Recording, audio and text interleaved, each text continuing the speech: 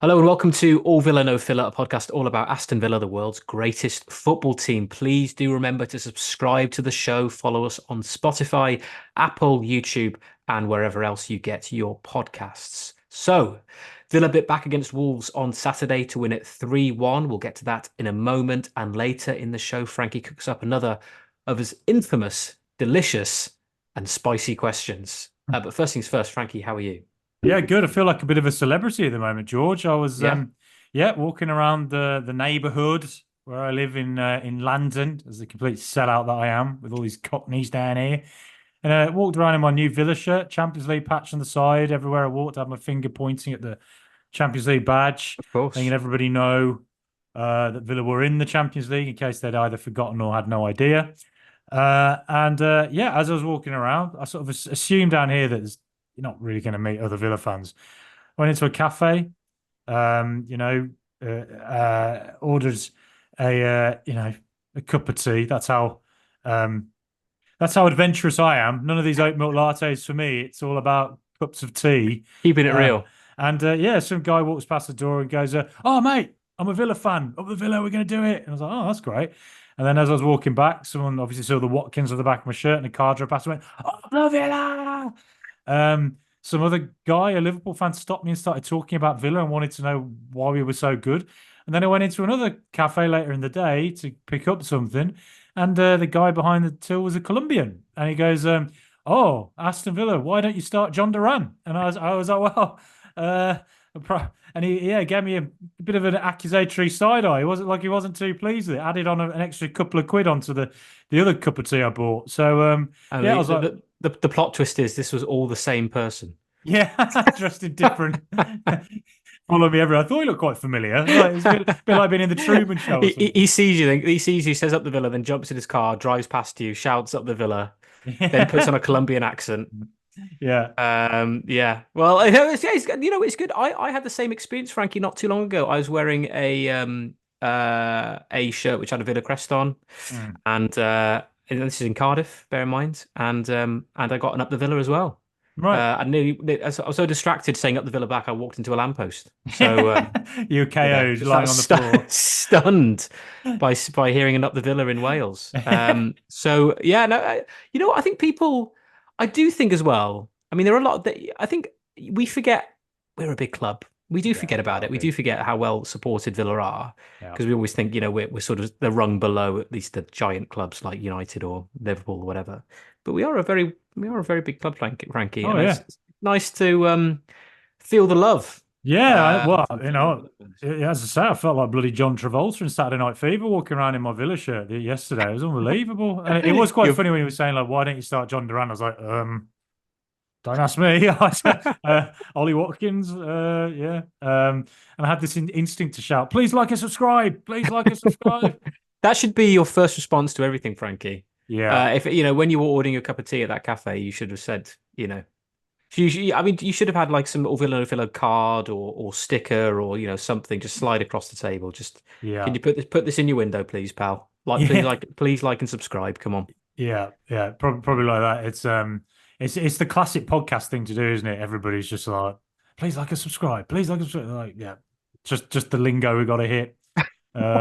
Yeah. It needs I'll to be probably have it done. on my gravestone as well as like all of Frankie Maguire, please like and subscribe. yeah, and no one RIP. likes or subscribes to it.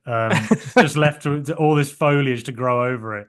Forgotten. Like yeah, exactly. Like the when the ghost of Christmas yet to come shows Ebenezer Scrooge's his headstone.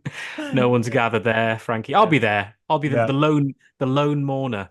yeah. Looking at your phone, forgetting. Oh yeah, why am I here? Oh yeah. Then you walk into a lamppost as you walk away and knock yourself out. Yeah, exactly. You're prizing that Villa signet ring off your cold dead finger. I'll have that. Thanks very much. Yeah, Yeah. Well, anyway, let's yeah. move on from the morbid and talk about the wondrous Mm. Aston Villa. What a fantastic performance and result. Well, I say fantastic. Second half was very good. First half, not so good. I mean, even Emery called it the S word, which I hadn't heard him say before, Yeah, so he yeah. really didn't like it. But second half was good, and we obviously responded the way we needed to get the win. How did you see it, Frankie? Black Sabbath 1, Led Zeppelin nil. Ozzy Osbourne Have that, one. Robert Plant. Robert Plant sitting there strumming Tangerine tearfully to himself as he thinks over what that result was after we beat those jabronis from Wolverhampton. Um, I mean, to you, George, is Wolves a derby you care that much about in compared to other ones? No, not really. I mean, I care about it, but I don't. I don't I really don't. I really don't. I mean, it's not a fixture I look out for. It's not. It's just like another. For me, it's just another game. The only derby is Villa Blues, and anyone else, West Brom, West Brom, Wet Coventry. Wolves, Coventry. They're all pretenders. I, It's not. It's I, just not the I, same. I grew up in a very. I think it depends where you come from in Birmingham. I've got friends from places like Starbridge who really don't like Wolves and West Brom. I think we're both. I'm from Solihull. You're sort of Robin Hood Island. Is that All so? green. All Yeah. green. Yeah, yeah. So yeah. So I think we're more everything. Everyone we knew growing up was Birmingham City, and where Yeah. I was there was quite a few Coventry as well. Man United, annoyingly. But Coventry hate Villa in the same way Blues do. So I don't know. I just never quite felt the thing with Wolves, but it doesn't matter because it's a derby in it, and I bloody love to beat them. I do. Yeah, It's I think if you yeah, I suppose you feel it more once the result is over and done with. I definitely don't like to lose to them. no, I'll say that not at much. all. Beating them, I'm like, okay, great, I'm glad we won, but I don't like to lose to them. Yeah, but it's always a very tough fixture, isn't it, Wolves? It always Yeah, feels like it's quite angsty, a little bit yeah, physical. It's not the best football on show. no, The no, neutrals aren't going to be filing in and queuing up, though Villa fans themselves are going to be queuing up outside the stadium to get in. But that's another story. yeah, Yeah, I think we've the Wolves game. It was basically a tale of two halves, wasn't it? As Professor and I said. First half, I think it was Wolves had a lot of possession without really doing anything with it until Diego Carlos made that mistake. Look, he's done it a fair few times before now. Bournemouth away last season, Man United away last season. He's done it again today, where he just gives the ball away to a midfielder and they spring on us and score. And Good finish from Cunha. And I think from that, I think we went into our shell, and I think Wolves they found their confidence and dominated, and really could have been 2-0 up at half time. We were fortunate to go in just yeah, one down. And I think that Ait Nouri was really causing us a lot of problems going down that left hand side. He's one of the best fullbacks are taking on a player in the Premier League. He's got a higher ceiling than Wolves. I'm certain of it at his age of about 23. But the thing was that with John McGinn, he's not really a player who pins a fullback back, is he? He likes to come inside. He's not really a right midfielder. Whereas second half, it's the substitutions, isn't it? Leon Bailey comes on, pins back Ait Nouri. Suddenly, Ait Nouri is not as effective because a mhm, lot of what Wolves were doing, it was all width, going down wide, bombing their fullbacks on. The two centre backs going really spaced out. Andre pulling the strings in centre midfield. Whereas second half, Villa absolutely dominated. And I think a big part of it was Leon Bailey pinning Ait Nouri back.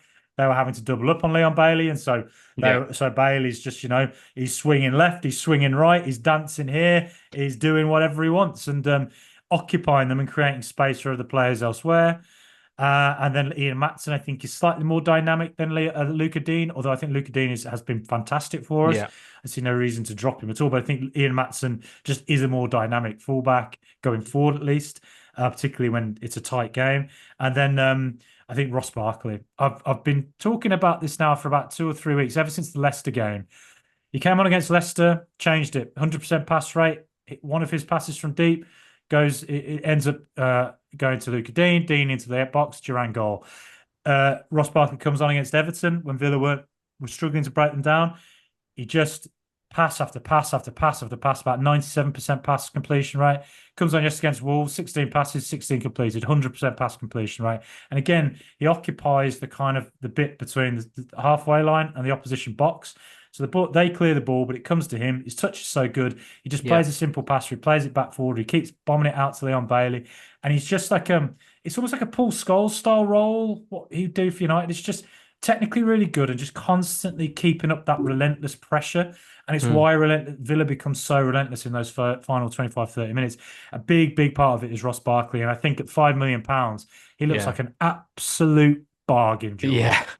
That is a steal. It's very interesting with Ross Barkley because obviously he played for us a couple of seasons ago, and I think when he arrived then, there was a lot of expectation on his shoulders to be, first name on the team sheet, to be this sort of like extremely dynamic box to box, but Yes. more kind of attacking minded, Yeah. almost support striker role, maybe like the Morgan Rogers role Yeah. Yeah. back then.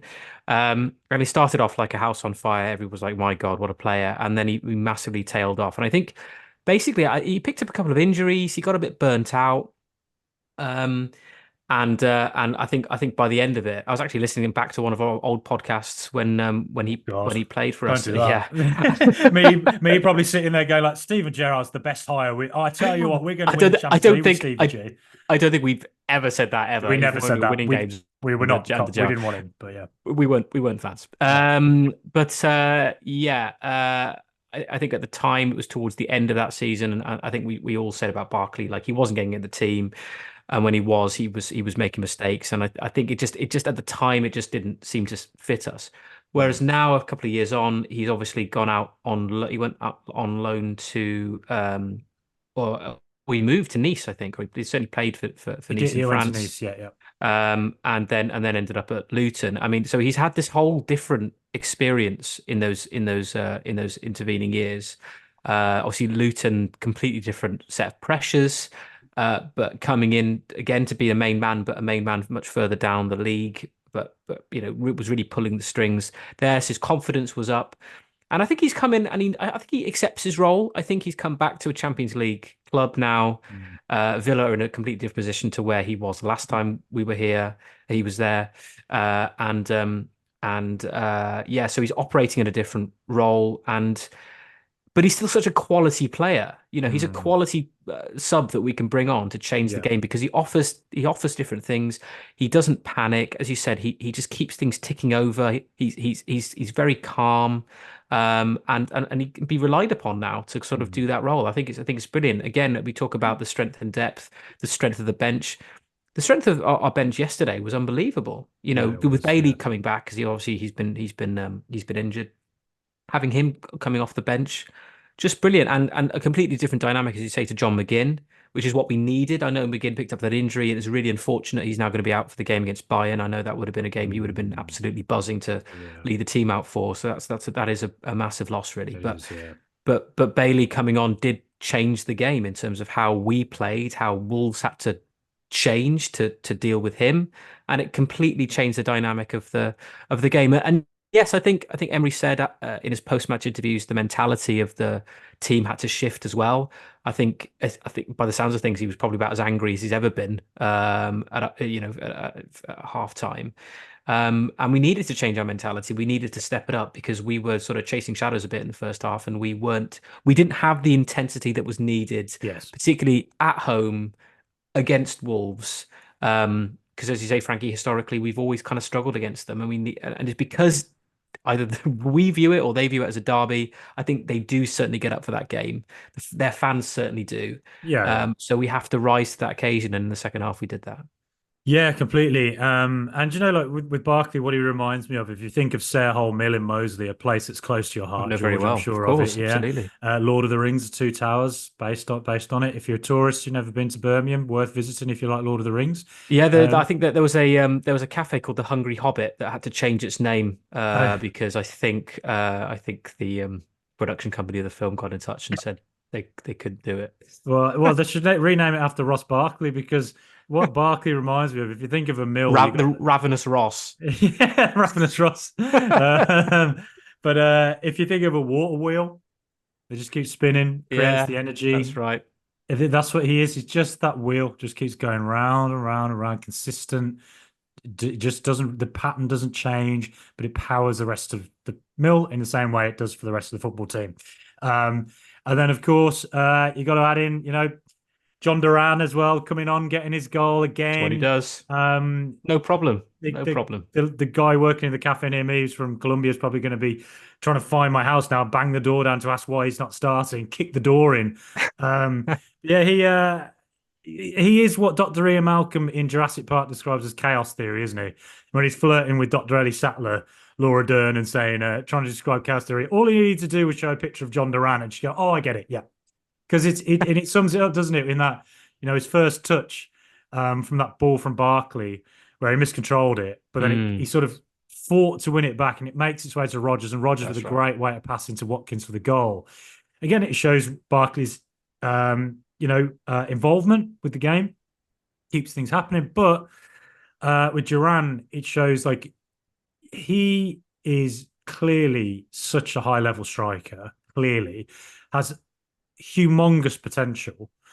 But it's just those little touches, isn't it? I think at the moment when he's on the pitch, he looks like an excited schoolboy who's been told to go and have the best game of his life. And some of it sort of he gets like a bit of ahead of himself, thinks a move ahead.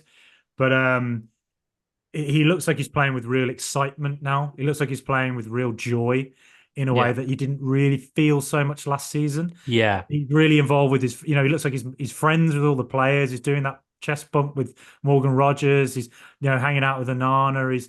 He seems like a playful, zesty, infectious character. And, given all the problems there seem to be off the pitch in preseason and last season, it's amazing to see it. And you'd like to think that that will help him go from strength to strength this year. And another goal is not going to hurt his case at all. He just looks like a player who is he is a somebody who, once he irons out those sort of youthful flaws, Mm. the world is his, whatever he wants it to be.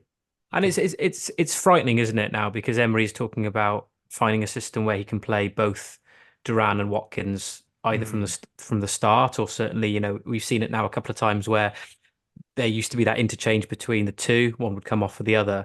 Now what we're seeing is they're both playing at the same time. Obviously, it very much depends on how the game is progressing yeah. and all that. But yeah, those two playing together is quite a frightening prospect. But yeah, with Bailey back, obviously, Ramsey's now played a few games since he's returned from his injury. I think we'll have Philogene back in a week or two. We've got real options in that area of the pitch, Well, and it's one thing I would ask you though, George, is that Villa continue to concede goals.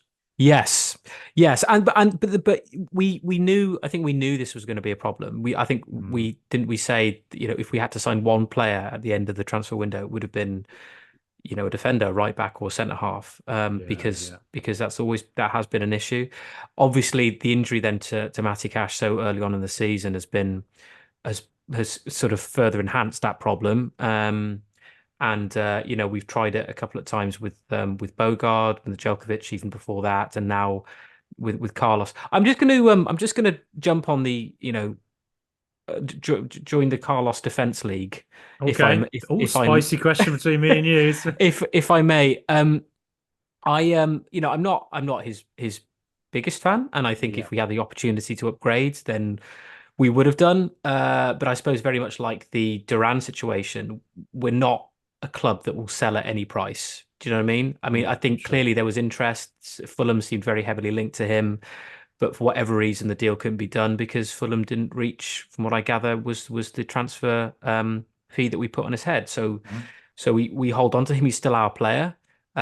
So we have to make use of him where we can. I think he is certainly a player that is prone to mistakes. Any Villa fan that has watched him play knows that he is. He's quite a limited player in terms of what he can do. He's not a Konsa, he's not a Torres.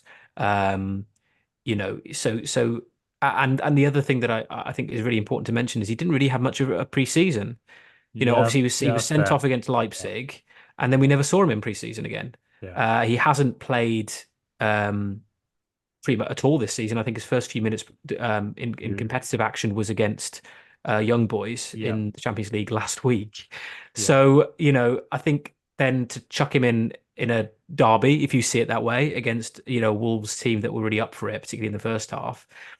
Yeah, it was his mistake, but I still think currently he's the best option that we have. Oh, yeah, Um, yeah. Mm. do you know what I mean? I think the Bogart experiment, and I don't want to bash Lamar Bogart. I think in spells he's actually done really well, but obviously teams playing against us have targeted him Yeah. because they know he's a weak spot in our team. Whereas I think if you have concept right back, which he has played for obviously a number of times for us and now for England, of course, we've seen him do it for Mm. England and done that really well. He can do it. I think Yeah, obviously his best position is centre back, but he can be a very effective right back. He obviously scored the second goal for us in a right back position. yeah. Um, I think him at right back and Carlos next to him is, as things stand, the most solid uh, option we have at the back for sure, Yeah. 100%. Well, we can't. I mean, we can't start Bogard against Bayern Munich. It's as simple as that, and that's why Yeah, I thought Konsa would go to right back yesterday. I thought the second half against Young Boys was, showing us what was probably going to happen on the way forward. Because I think Bogard made a couple of youthful mistakes against Young Boys, gave away a couple of fouls, yeah, looked a bit vulnerable. And I think if you're going to play Bayern, if they've got Musiala and Gnabry running at him, look, he could do well. I think he's got a high ceiling in football. I really do. I can't wait to see him get more minutes for Villa. But I think the way for him to play for Villa is to bed him in cup games, 20 minutes here and yeah, there. yeah, Don't throw him in for, to play bloody Bayern Munich. And, yeah. look, maybe he'd He have needs the he needs a full loan spell. life. He was at Bristol. Was it Bristol Rovers last season? Yeah. He was, a loan move to a championship club. I think would certainly benefit him. But But you're right, Frankie. I think throwing him in. I know we've sort of kind of had to because of our defensive situation at this moment that we all know about.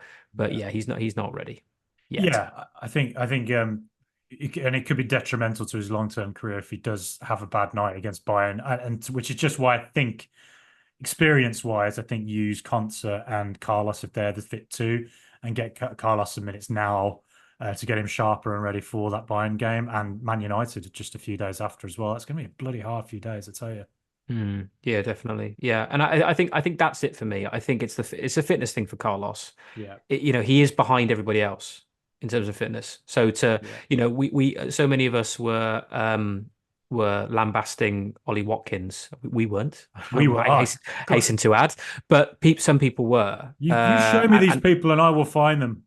I will strike them I'll down where they I'll stand. I'll email you the names. But like yeah, but the people were criticizing him because he wasn't fit at the start of the Yeah. season. Now he's found his fitness, he found his form, he's scoring goals again. Obviously, the goal against Wolves, and but Carlos is behind everybody else. He is, Mm. so he just needs time to carry on playing. He needs those minutes, he needs those games. But I think as I said, at this stage, he is our best option at centre back. He has to play.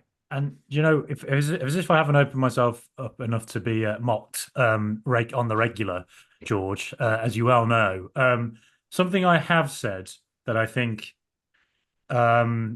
is quite interesting, just from what I've seen of Villa recently, is there's shades, and I only say shades of I what think I know what you're going to say. Alex Ferguson's Man United used to be like. Now, obviously, if you're going to compare Aston Villa to that, you have to. Ferguson's Man United did it over multiple years, over decades, and they won things, right? So we can't compare it to that. And we need to do it against the highest level opposition as well as those who are near the bottom of the league, which is, we've been quite fortunate with the fixtures so far. I've had a lot of teams down the lower end. But what I would say is that Villa of old don't do these comebacks. Villa of old you No. don't feel comfortable thinking Villa are going to come back. Whereas at the moment, the reason it gives me slight shades of that of Fergus United, and the reason it makes me think of it is because like Villa aren't necessarily playing great. We are going 1-0 down, 2-0 down, but then we find a way to get it back in, and eventually the subs, the squad depth makes it the most of it. The crowd Yeah. gets behind them, and it just becomes a relentless storm that Yeah. eventually you can't stop it. I think. Which is Yeah. what I think Ferguson's United used to be like. So that's a really high praise I would say, is that at least we're showing some shades of it. It's whether we can do it long term is obviously when we can truly be compared to that. But it's great to see that Villa do have that mentality in us, at least when we're the backs against the wall or we're not playing well, we can find a way. Yeah, I think that's it. You use the word mentality. Burgers United were mentality monsters, to use that Yes. expression. They just didn't lose. In their mind, they just didn't lose. And I think a lot of them have said, that when they would see the opposition in the tunnel, that they'd look at them and just think, oh, we've got it. We've got this. Like, Yeah. it's fine. We've got this. I'll tell you, it was probably Uh, every time they played Villa. yeah, and this kind of, so I worry it's kind of still is, which is Mm, a scary thing to say. Obviously, we play them in a couple of weeks, so we'll see how we do against them. But yeah. but yeah, I mean, I like to think. I mean, Emery often talks about mentality, and he used it again this weekend. He talked about our mentality had to change in the second half, and it did. And yes, I mean it's a combination of mentality with clearly better players than we've ever had in our squad, certainly in my lifetime, I think. Um, and yeah, a coach who can coach them to elite levels. So, all those factors playing in just makes me think that we're winning the league this year, Frankie. Oh, look, there's a reason our WhatsApp group is called League Champions 2025. Yeah. When Man City adopt 100 points and relegated, when Arsenal get their players sent off every game, This is this is Liverpool. this is United '99. This is we're going to play Bayern in the final of the Champions Yeah. League. We're going to score 2 goals in stoppage time to take the European Cup home. And Uh, Duran has won it. Who and is a super Duran sub like Solskjaer? exactly, and Actually. Duran has won it. Can you imagine the I celebrations imagine. running off doing the irons? I just want that to. I want Duran to stay at Villa forever now and just ruin West Ham's day every time he plays them. That would be nice. But That as I that would said, just be hilarious. Champions League glory at the end of the season. Oh, That would be nice, wouldn't it? But yeah, no, I've never been more excited about the Villa because, when we play well, we destroy teams. And even when we don't play well, we still find a way to win. And I know I said this last week, it's September. I don't want to get too much on my high horse and think we're going to go, you know, just blazing through the league and winning all before us. But I'm more optimistic this season than I was certainly last year. right. Um, and I do think that, a lot of people have talked about us competing in the Champions League and that being an issue in terms of us sort of not going the distance. And who knows, we could pick up a horrible injury. I mean, touch wood, that doesn't happen. Yeah. But if we do, I mean, injuries are key. If we do keep our key players fit, at least till January, and then we review it again, and then hopefully, springboard on from there, then I really do think this could be a really exciting season. I've seen quite a few teams play this season, and I'm trying to take my Villa or Villa no Villa hat off here. Yeah. But if I was a neutral watching Villa play, even in the games they've struggled in, to see them come back the way they have done, and in games that they've done really well in, Mm. um, I, uh, I see them as certainly clinging onto that top It, four at the very least. it's pretty much the first time in my life of supporting Villa since 1992 that I have neutrals regularly come up to me and say they love watching Villa. Like it, Yeah, and that's testament to Unai Emery. It's testament to the investment and that's gone into the team and to the way he's coached these players, the players themselves, obviously as well. It's amazing, and to see this kind of mentality, that we've just never associated with Villa before. It feels, whatever happens this season, look, there's going to be really tough moments. Of course, there are. We have defensive problems. We keep conceding. It's going to cost us at some point, but there's every reason that Aston Villa fans right now we should be really excited about what we're watching and be excited not just about what can happen this season, but what can happen next season, the season after. It feels like with Unai Emery committed to 2029, we're on a really exciting adventure with Villa. And, 10 years ago, people would have laughed if you said Tottenham could get to a Champions League final. People would have laughed if you said that Atletico Madrid could do that back in like 2008, 9. Atletico Madrid went and won 2 La Ligas with Barcelona and Real Madrid at their absolute best they've ever been. yeah, Tottenham got to a Champions League final and have regularly been in Champions League contention. I'm not saying we're going to do that this season, but I certainly think it's something that we should dare to dream about and think, one day in the next 4 to 5 years, it's something we could see as a legitimate, genuine ambition. Some people might say that's ridiculous, but I don't. If you thought City and Arsenal had some bites with Haaland throwing balls at the back of Gabriel's head, you should go look that clip up. It's quite funny. I love the way he just sprints off after doing He is very much a very funny Housery man, isn't he, Haaland? So but, funny. but I mentioned that will it kick off in the same way in the spicy question? Now, the 2 players I'm about to name, it looks like they've both got injuries this weekend. Rodri, we don't. I mean, that doesn't look good at all for Rodri. Whatever happened to him this weekend, we'll find out a bit later. And John McGinn picked up a hamstring injury. But the question is, Rodri has talked about a potential player strike due to the volume of games. Now, I'm not sure John McGinn himself said players would go on strike, but he did say that it feels like it's getting a little bit out of hand, the football calendar. So obviously the two players are talking about the volume of games. It's a touchy subject within football itself. Obviously relates to the Club World Cup coming next summer as well. George, what are your thoughts on a potential player strike and the thought that players play too many games? It's tough, isn't it? I think it depends who you ask, doesn't it? Like, you know, I think the football authorities are trying to do their bit. Obviously, they've scrapped replays in the FA Cup. Yeah, they did. Um, Yeah, and so they're trying to sort of manage the amount of games that they play. But then conversely, that's quite controversial. That dropping that it because certainly is yeah. controversial. And what I mean by that is it depends who you ask. If you ask someone that plays for Carlisle or someone down in League One, League Two, certainly owners of those clubs Hmm. that just particularly with football finance, so finances everywhere, but football finance as well that seem particularly precarious. They in some cases do rely on like things like replays and stuff, and if they want to try and improve and get money in the bank so they can sign players that can help them, I don't know, reach playoffs or win leagues. The money they get from FA Cup replays and Cup replays helps them to do that. Um, and they would also argue, they play a lot of games as well. I mean, if you ask anyone that Hmm. plays in League Two, they play they're bigger leagues. They play Tuesday, Wednesday, Saturday, Tuesday, Saturday, Tuesday as well. I suppose the difference is if you're a top player, you're also playing in international tournaments. Hmm.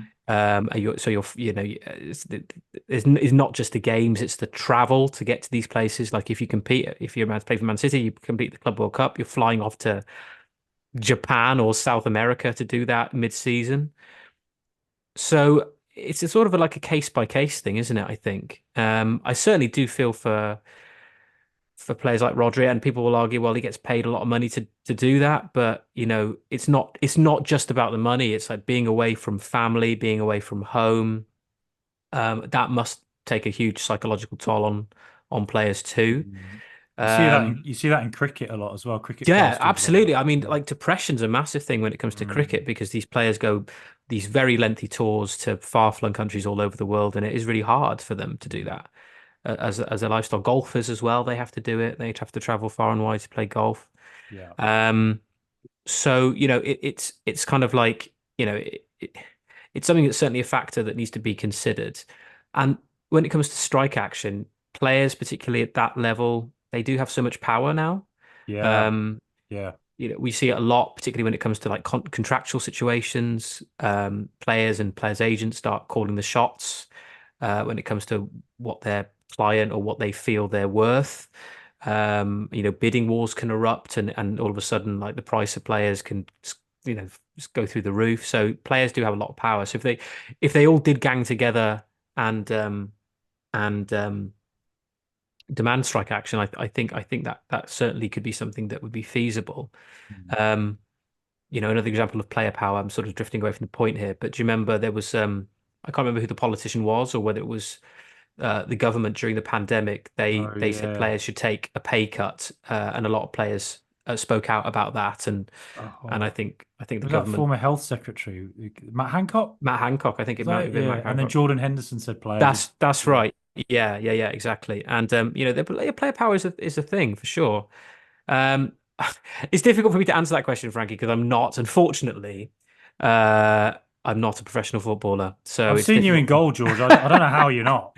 I don't know how not. Well, I mean, you should you be know, represent. You should be representing Poland. Although you've got about four different countries you could represent. You've got Cyprus, Poland. Your grandma was born in Lviv, even though she's Portugal. So Portugal, Poland. So she could actually be you. You could be Ukraine as well, probably yeah, I Scotland think that's and true. England. So you've got Yeah, five national boards all fighting over you. yeah. I think I could probably walk into the Scotland team. Yeah, for sure. But yeah, no, like my professional football days, sadly, I don't think it's going to happen for me now. Yeah. But yeah, I mean, as I said, I can't answer that. I can't answer that directly, but I do think if players did want to strike, I think it's not something that's not beyond the realms of possibility. If that is an answer to your question, Frankie. Yeah, no, I think that's fair. I think that's very well put. As spicy as ever, but we agree. politely. We literally are like the United Nations. We're just, What? we're There just. was one we've disagreed Oh, on. well, Which yeah, there one was one recently? recently. It What was got a bit that? spicy, didn't it? It did get a bit. We almost came to Was it blows the Jack through the Grealish one? screens. Bring Grealish back on That's that right. one. Bring That, Grealish yeah, back. Yeah, that's yeah. right. I And didn't speak to you for a whole. that caused a bit of a discussion in the comments section below on our YouTube It page, didn't did, it? But yeah. obviously, please, yeah, as ever, please do comment and let us know how you feel about the potential for player strike or anything about that for that Yeah. matter. But yeah, do you feel the same, Frankie? Then should we agree Yes, to agree? I think there's a real danger in football that we kill the golden goose in a way, and that the quality of football at these national tournaments, World Cups, Euros, and then if they're going to put this Club World Cup in the summer as well, all these tournaments, the standard just continually drops. Yeah, Because, look at the most recent Euros. I'd say the first round was really exciting, but then the sort of after the first round of games in the group stage, the second round of games in the group stage, the third round, it all got quite boring. I think the only team I really enjoyed watching on a regular basis was Austria, Spain, Germany a little bit, and that's about it. France, couldn't stand watching them at all. Hate watching yeah, Deschamps they France. weren't great. Mm. England, I thought were just not fun to watch at all. But I No. think sometimes it's that I think there's a mentality with some managers that it's like you have to play this way because the energy levels just aren't there. They can't play with the intensity that they would do in normal seasons. And you know, if that's the way it's going to go long term, then there's a real I mean, we, problem. we we have brought in the winter break as well. That's another thing that's important Yeah. to mention. Like, that was something that we didn't have. Germany had it before, for a while, and Mm. then we brought it in. So as I said, the footballing authorities, they are trying to help. I guess the question is whether they're going far enough. To some degree, yeah. But I just look at the Club World Cup and I think, well, this is the time for players now. There's probably a lot of players who don't realize the power they have. And I think there's Yeah, probably a lot of fans who would say, you paid enough, get over it. But I sort of feel a lot of fans aren't that into the idea of a Club World Cup, wherever it be, Saudi Arabia, probably something like that. I don't know. I mm, don't think there's that many fans that bothered. And I think that if players went on strike over it, I think they'd actually get a lot of support. Whether their own clubs would be happy about it with the money they could get out of that tournament, probably not. But I think that those players themselves have to say, look, I can't physically do this anymore. John McGinn talked about the mental side of it, and you mentioned it as well, George. And it's true, like these players, when they lose a game, it's really, really hard. It's hard because there's such the whole purpose of their job is to win. And when they lose, it probably is really difficult to deal with that. yeah, And and it's certainly in this day and age when everyone has access to social media and social stuff, and they media. can they can see real time criticism flood Yeah. in after a bad What was result it? or a bad individual performance. Brennan Johnson, Yeah, turned his yeah. Instagram or Twitter off recently Yeah, well, again. we've had it. One of our players did that as well El last season. Ghazi, El Ghazi Yeah, did it at Ghazi some did it. point. Yeah, a couple of years ago. Yeah, Yeah, it's just like that these players are under very unique pressures, and I understand that they're paid obscene amounts of money. I get that, but in the end, it doesn't matter how much money you're paid. If you're asked to play too much, the injuries will just go up. And look at last season.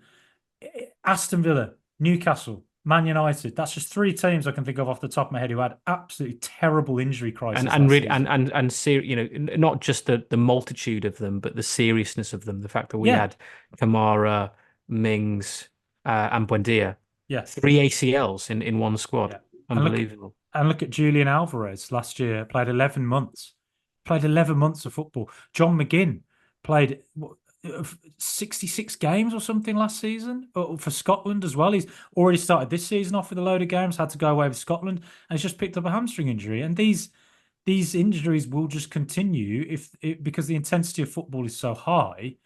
These injuries will just continue, and the standard of football generally in these big tournaments, World Cups, Euros, Club World Cups, whatever, will just go down because players won't have the energy levels to keep it up. They just won't. And maybe it changes where contracts they go, I play in these games, I don't play in these games. So maybe players in future just go, do you know what? I'm not going to play in the Carabao Cup. I'm not going to play in the FA Cup. I'm not going to play in certain Champions League games. It just that just as a self-preservation method. And look, like I said, there's probably a lot of people listening to this who really disagree. And fair enough. You can disagree and you can comment below and present your case. There's probably a fair argument with that. But I think that I just think as well remunerated as players are, it's just like we are asking a lot of these people to be playing to the intense levels they are, both in immense and physical capacity. And I think that the standard of football in the later stages of seasons and in pre-season tournaments will just drop off because the players won't have the energy levels to it. And it therefore means what's the actual end product? Fans are paying all this money to watch it, and what you're watching isn't actually that good. So yeah, I think it has a real risk of killing the golden goose, basically, of why we watch football, and that's to see these players play their absolute best. You're the podcast equivalent of the golden goose, Frankie, I think. That's how I've seen you. You could kill me and the podcast would be absolutely fine. No problem. You're completely dispensable and replaceable. Yes. Funnily enough, that's what all my football coaches used to say to me when I was a teenager. You are totally dispensable, totally replaceable. If you were gone, no one would miss you, Frankie. Yeah.